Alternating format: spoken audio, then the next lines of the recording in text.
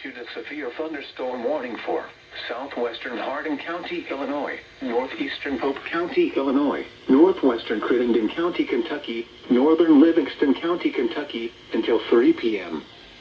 At 2:08 p.m., a severe thunderstorm was located near Berna, or 18 miles west of Marion, moving northeast at 20 miles per hour. Expected hazards include 60 miles per hour wind gusts and quarter-size hail. This is a radar-indicated threat. The following impacts are expected. Hail damage to vehicles is expected. Expect wind damage to roofs, siding, and trees. Locations impacted include Rosiclare, Golconda, Joy, Berna, Cave and Rock, Elizabethtown, Carsville, and Gross.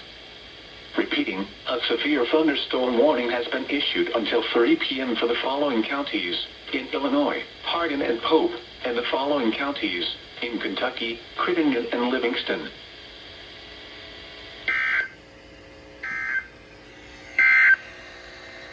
Now for the official